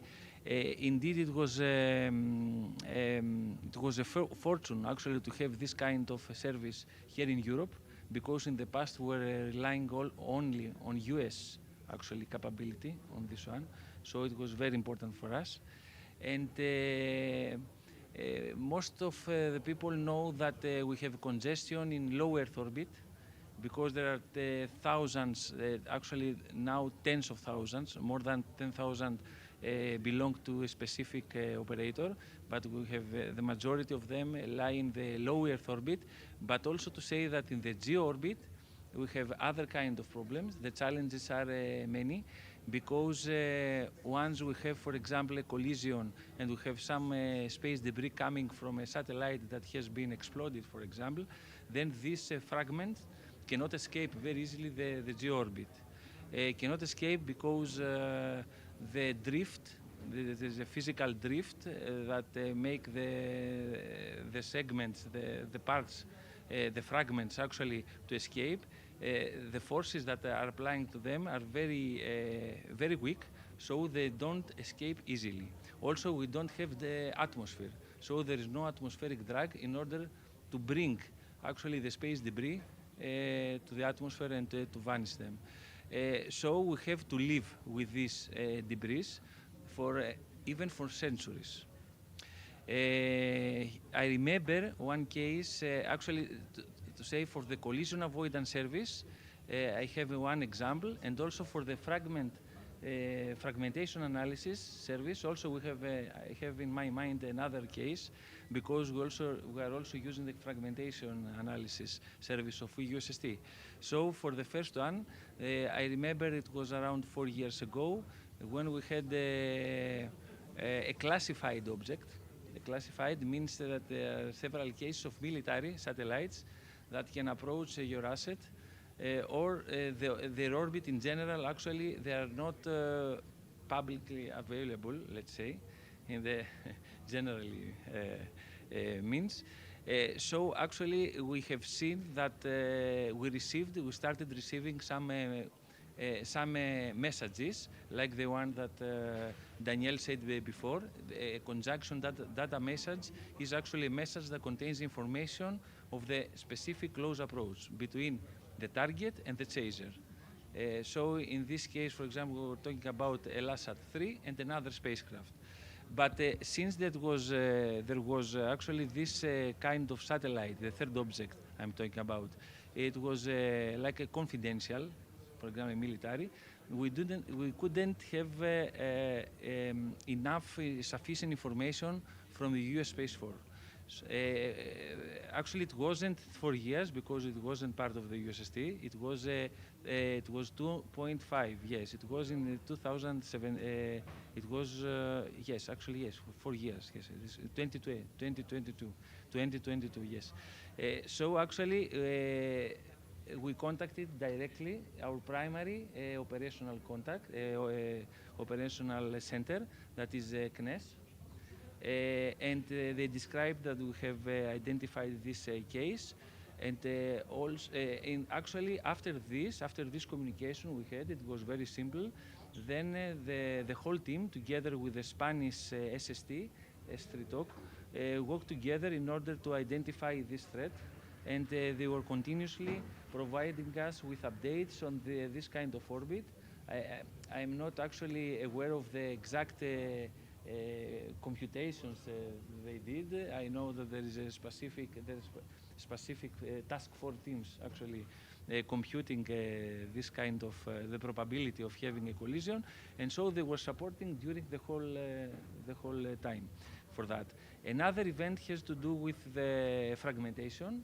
It was in 2024, yes, in October of 2024, we had an explosion in G-orbit of a satellite, an IS-33 satellite.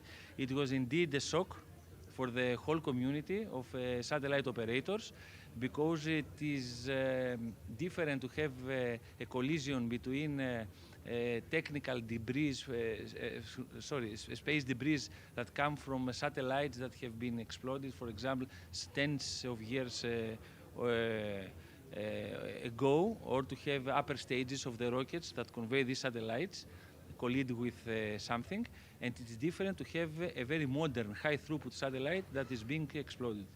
So the explosion took place in an orbital slot of around 21 degrees on the eastern part of LASAT 3 and 4, because we have two collocated satellites at 39 degrees. So it was very stressful, all this one. So actually, although we were reading about in the news and in some space-related sites that there are only 10 or 500, we had the EUSST analysis, and actually we could log into the page and see what was the evolution, the actual evolution of the fragments. And actually, we could see the exact number. It was much higher. So when we were aware about, for example, 50 or 60, EUSST gave us evidence of being hundreds. So indeed, it was very useful to have this kind of services.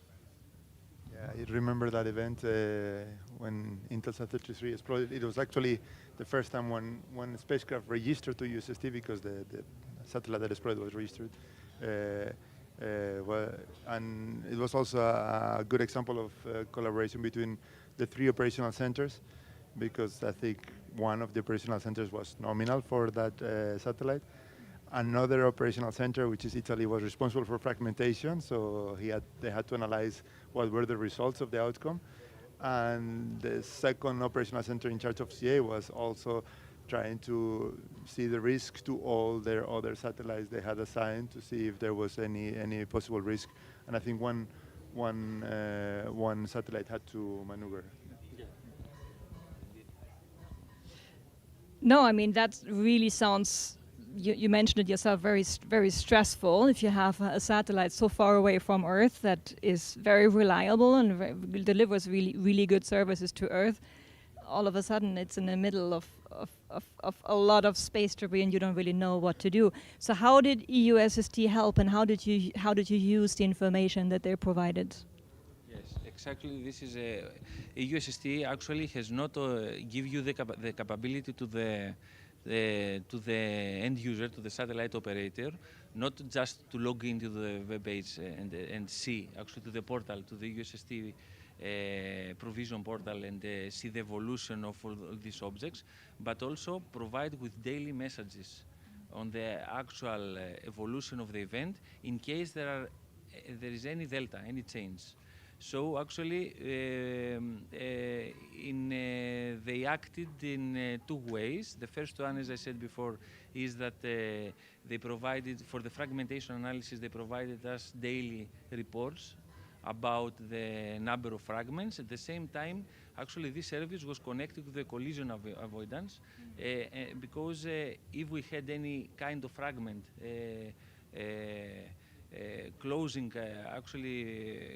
approaching our satellite, one of our satellites, then we knew that the radars, all the sensors that are used to track this object will give us an alert.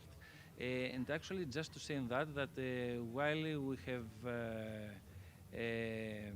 a visit, actually, while we introduced the USST services in 2019, we had representatives from the nominal operation center, from the hot redundant, and also from the front desk of USST. So they came to our company, to LASAT in Athens, and we designed actually together what are the thresholds, the optimal thresholds, in order to put so as to say that an event is a high interest event in an alert level. So we knew that these levels that we have defined together with the USST experts and the operational centers, the SST operational centers, actually that all this will give us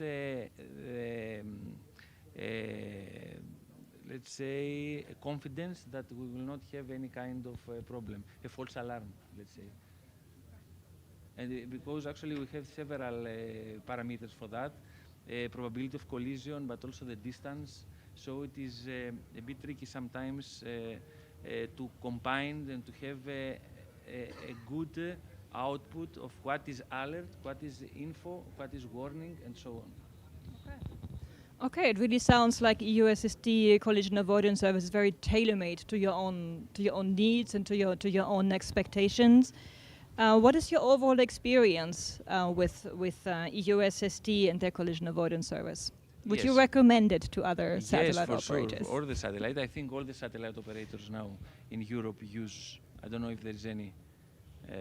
Daniel. I wouldn't say all, but 90% of the satellites in Europe, or of the large satellites in Europe, are registered. It is true that for many small operators, CubeSats from universities or from small companies that maybe are not maneuverable, they may not see the point in registering. So maybe you have a lower penetration into that group of satellites, so the small non-maneuverable CubeSats.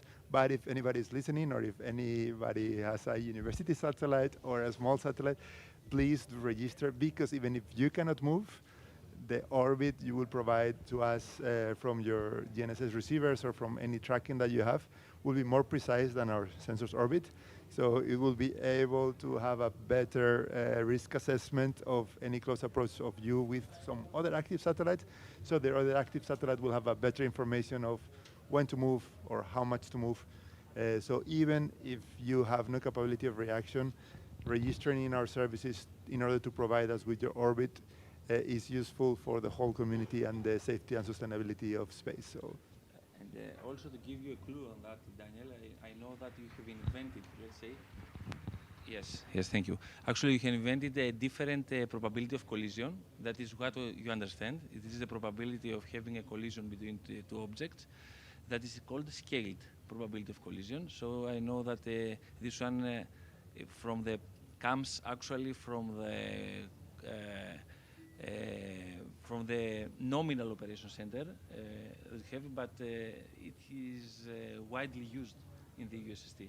So we have seen that this scaled probability of collision give more realistic probabilities of having a collision. So we trust this. Just to add, and this is also a question to Daniel, and a proposal actually from a satellite operator like LASAT, that would like to see USST become larger and also use not only ground-based sensors, but also space-based sensors. And we have seen that, we have checked actually in the past, and have seen that just a few, actually, SST in a national level entities, organizations are using space-based, they're well known, actually. They're well known in the space domain, in the space race. And from Elasat as a satellite operator of GEO spacecrafts, we would like to see also some kind of sensors that are located in GEO orbit, because from that place actually you can have a very good view from the other side, from GEO to lower Earth orbits, and also to the neighborhood of the GEO that is very critical.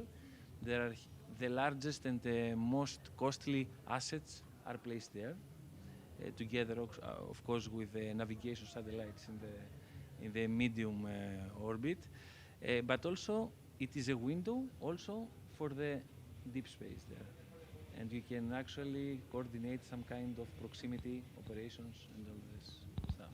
Yeah, well, thank you for the suggestion. Actually, the network of sensors of USST is continuously evolving.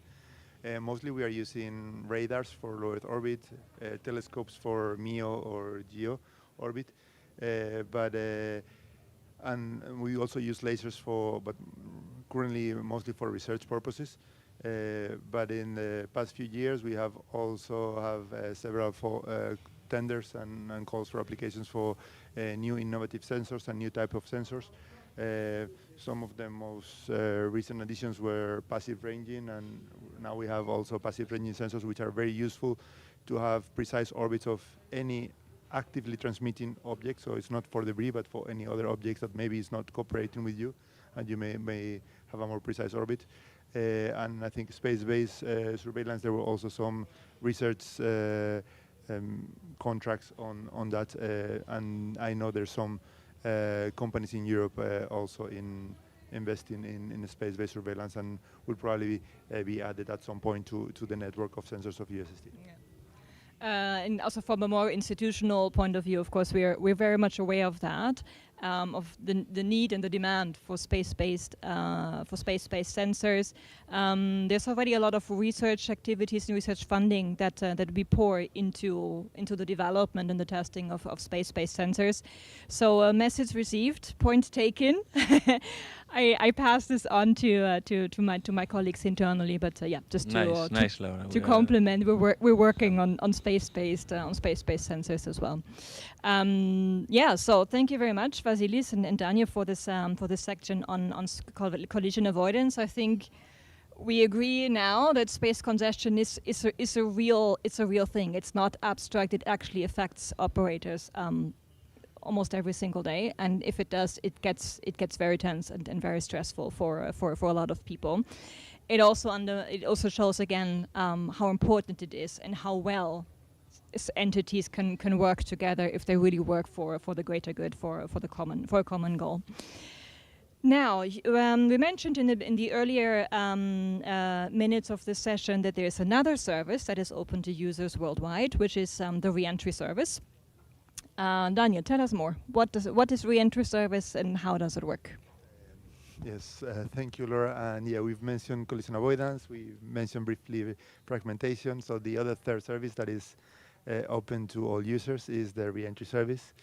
This may have caught the attention of more of you that may not be spacecraft operators, because this type of service has in the past few years reached the general media, and there were multiple news and multiple events that got the worldwide attention, from finding pieces of debris in Poland recently from a Falcon X, to the re-entry of a 50-year-old Russian Venus probe that never left the atmosphere and re-entered last year, I think, maybe even 1 year since from today. And also large rocket bodies is the typical one that catches more the attention of the public, when really large rocket bodies re-enter the atmosphere and can maybe break up in pieces, and there are some spectacular photos that you can see all over the news. So this re-entry service is a different type of service than collision avoidance. As Vasily was mentioning, collision avoidance is very tailored to the needs of our users. So they can tune the thresholds, they can control exactly what type of information they are providing to us and what information they want to receive from us, whether they want collision avoidance maneuver support or not. The reentry service and the fragmentation one also are more dissemination services. So these services are every user receives the same report. It's not tailored to your needs. But of course, we listen to our users. That's part of the motto of USPA, linking space to user needs. And our services evolve according to the needs of our users.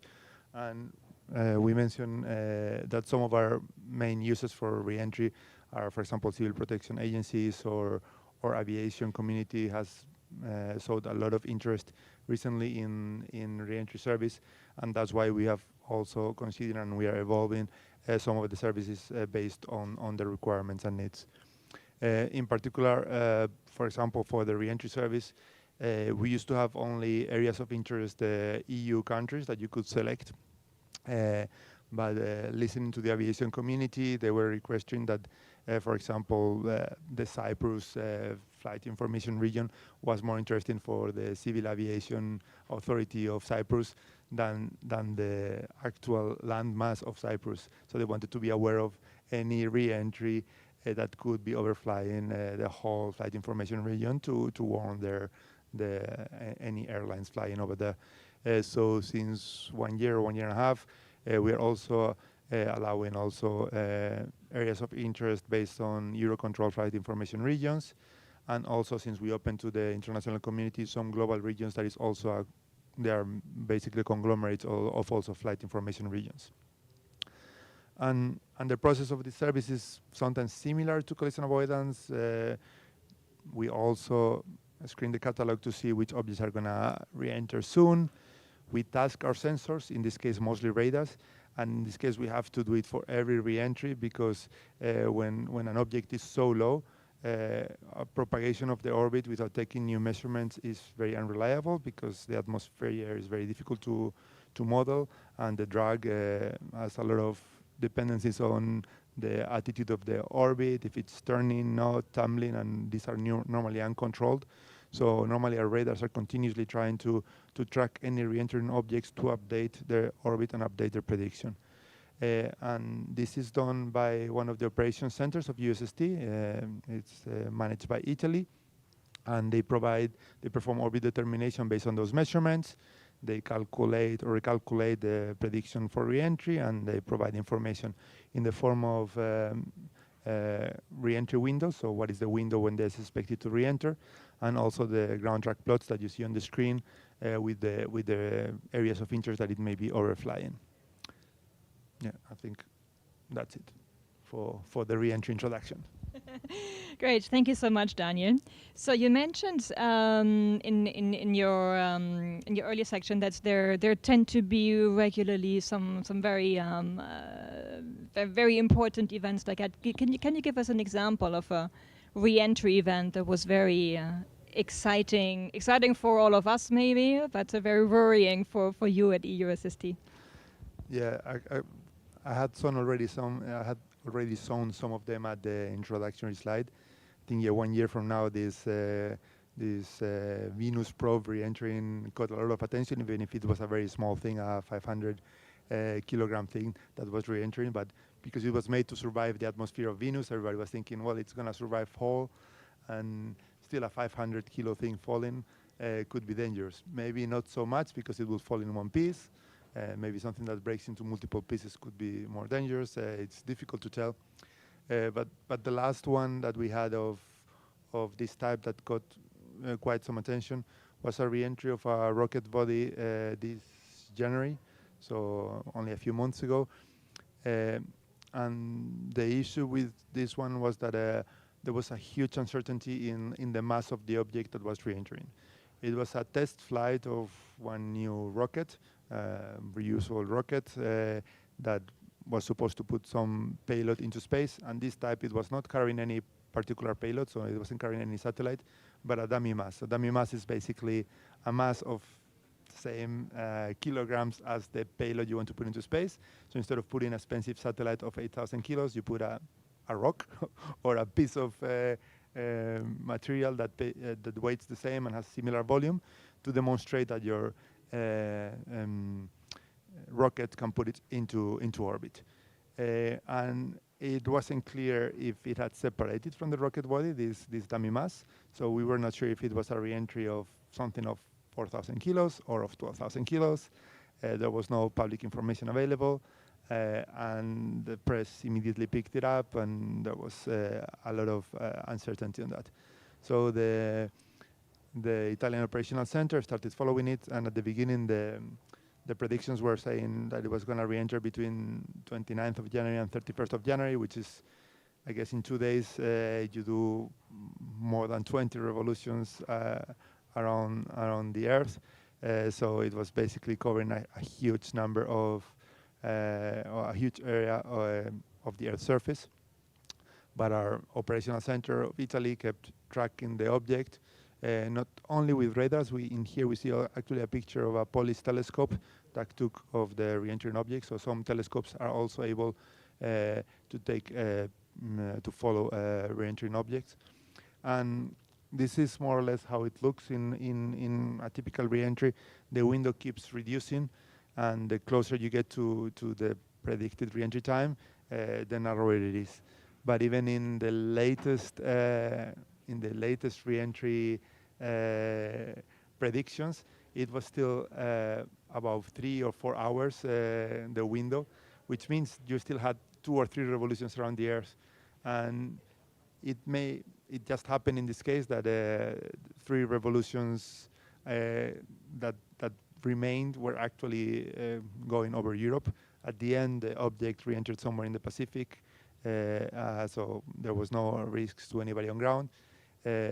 But it's also the limitations that at least in the last prediction we could discard Cyprus, or you don't see it here, but one prediction after this, Cyprus was discarded.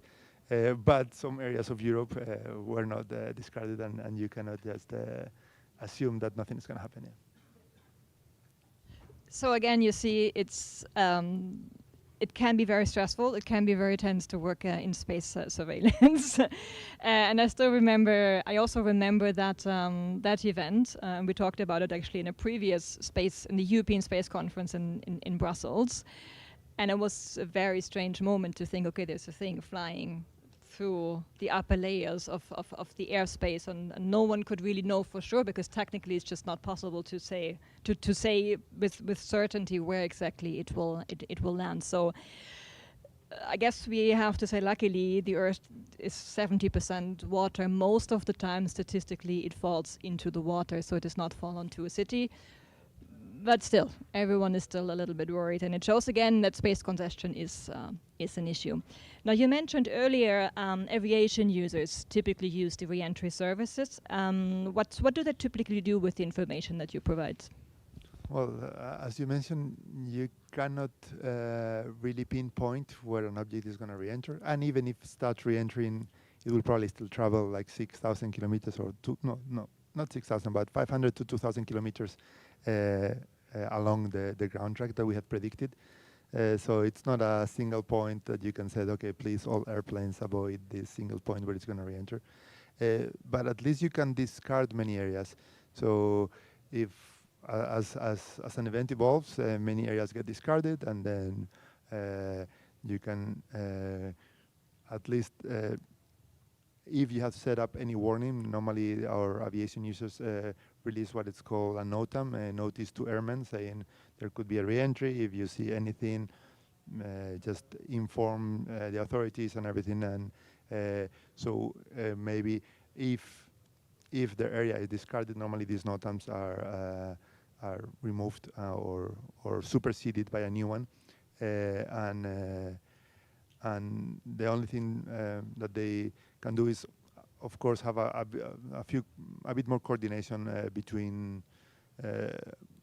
civil aviation authorities. What I would say is, if you are ever taking any decision based off any of this information, do coordinate with your neighboring flight information regions and authorities so that it is a coordinated response, not only in Europe but also elsewhere. Yeah. Yeah, no, it's good to hear that aviation users really find this useful and they can take decisions based on that. If it's to maybe delay your flight for 15, 20 minutes, which is maybe not realistic what I'm saying, but aviation users do take operational decisions based on the information that EUSST provides. So that is very, very good to hear. Of course, they would like to have it much more precise, but unfortunately, we cannot predict atmospheric re-entry to the level of precision that they would wish to have. Yeah. Yeah, no, that is true, and I think it's important to also mention no one can. No space nation can predict that level of precision that the aviation community or any other community would like to. So we do what we can is the main message to take home. So last question for you. How many re-entry events usually take place? Is there like a statistics or average? Again, maybe that is difficult to say. Depends on which size of spacecraft or piece of debris. I think there are things entering continuously the Earth's atmosphere. Events this large, like the one we see here, or the ones we mentioned before of these large rockets breaking up into pieces, do not happen that often. So something catches media attention because of it's very large or very mediatic because of some particular reason. It's maybe 2 to 4 a year. But events followed by USST only follows objects larger than 2,000 kilograms and all rocket bodies. Those we have in average one every 3 days, so around 130, 140 is what we had last year, and this year we had about 50. So basically once every 3 days, either a rocket body or something larger than 2,000 kilograms can re-enter. But for example, small satellites, we usually do not follow. Most of them, they burn almost completely in the atmosphere when they re-enter, but a small piece could still survive, yeah. So you see there's a lot of space debris that falls back onto Earth, and most of the time it's, well, we have to say luckily, it does not really affect us very much. Yeah, so thank you very much, Daniel, for these insights into the re-entry analysis service of EUSST. And that also brings us to the end of our session today on space surveillance and tracking. We hope that you've learned something about space surveillance. I hope that maybe we piqued your interest and maybe your passion as much as we are passionate about the subject here. I would like to say a very big thank you actually to Daniel and Vasilis for joining our session here today. Thank you so much for sharing your insights and experiences with us. Thank you, Julie. Thank you. And I would also like to take the opportunity to thank Daniel and your colleagues Beatrice and Carmen from USPA for supporting us and putting together this panel here today. So thank you very much for your tremendous efforts. A big shout out also to the EUSST partnership and the rest of the SST front desk with whom we cooperate on space surveillance. And yeah, a very big thank you to you, our audience, for sitting here with us and listening to us talk about space surveillance and space congestion. Thank you very much, and have a very nice rest of your day. Thank you.